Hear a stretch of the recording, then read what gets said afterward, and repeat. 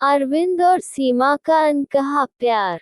गांव के पुराने हवेली जैसे घर में अरविंद और सुरेश रहते थे।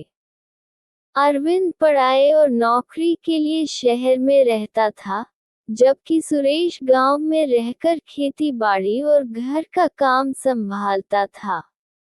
सुरेश की शादी गांव की ही सुंदर और संस्कारी लड़की सीमा से हुई थी।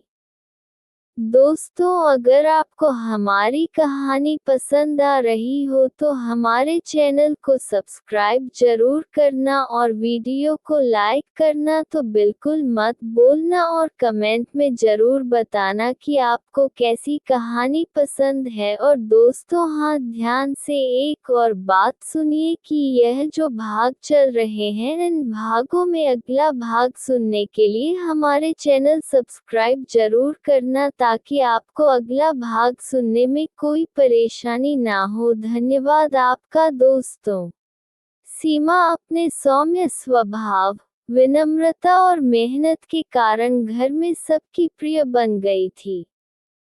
हर सुबह वह पूजा करती, आंगन में दीपक जलाती और फिर पूरे परिवार के लिए भोजन तैयार करती।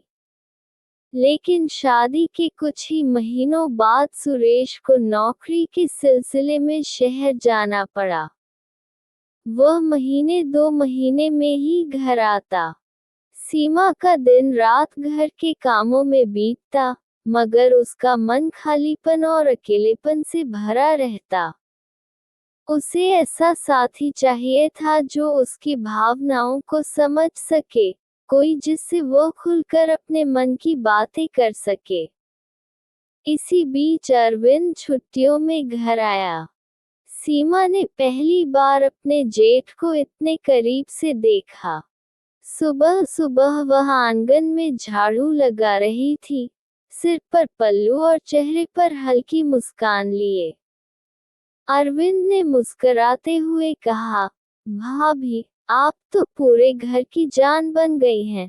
भाई को तो चिंता ही नहीं करनी पड़ेगी।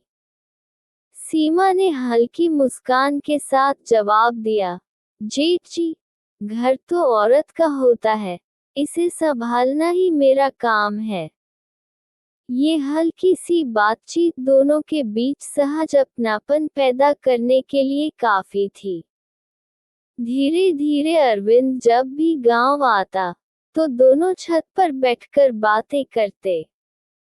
कभी गांव की छोटी छोटी घटनाओं पर हंसी मजाक होती, तो कभी अरविंद शहर की कहानियां सुनाता।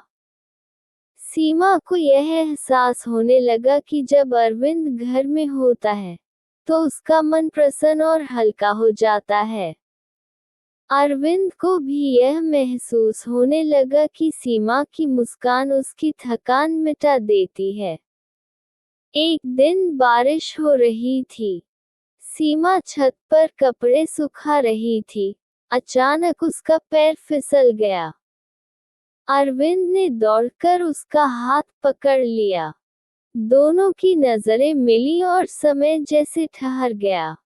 दोनों को एहसास हुआ कि यह रिश्ता अब सिर्फ जेठ बहू तक सीमित नहीं रहा, बल्कि दिल का भी हो गया है। दोनों ने तुरंत खुद को संभाला, लेकिन उनके भीतर एक नई गहराई पैदा हो चुकी थी। समय के साथ उनका लगाव बढ़ता गया।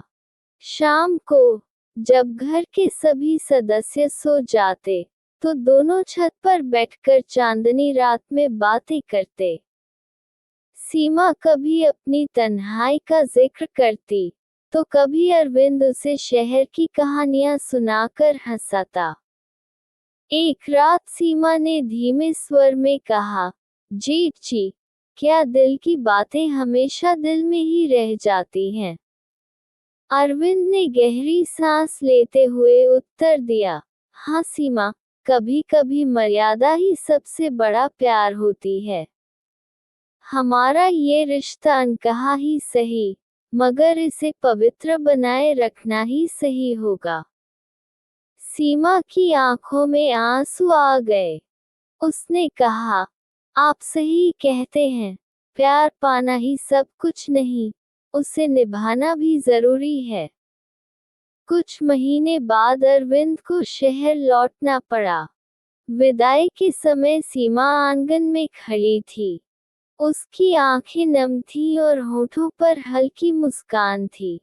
उसने धीरे से कहा, आपके बिना ये घर सूना लगेगा। अरविंद ने उसकी ओर देखा और बोला, सीमा, दूरी हमें अलग नहीं करती। हम चाहे जहां भी रहें, दिल हमेशा जुड़े रहेंगे। वह चला गया। सीमा बरामदे में खड़ी रही, आंसुओं और सुकून के मिश्रित भाव के साथ। समय बीतता गया। अरविंद शहर में व्यस्त था, लेकिन जब भी छुट्टियों में गांव आता, सीमा का चेहरा खिल उठता। दोनों का प्यार वही गहरा और पवित्र बना रहा। उन्होंने कभी इसे समाज और परिवार की नजरों में प्रकट नहीं किया। कभी चिट्ठियों या फोन पर बातचीत होती, मगर मर्यादा और सम्मान की सीमा हमेशा बनी रहती। उनका प्यार अनकहा सही, लेकिन सच्चा और स्थायी था। ये कहानी हमें ये सिखाती है कि प्यार केवल पाने का नाम नहीं है, बल्कि निभाने, मर्यादा और सम्मान देने का नाम भी है। अरविंद और सीमा का रिश्ता भले ही अनकहा था, मगर उनके दिलों में हमेशा जिंदा रहा।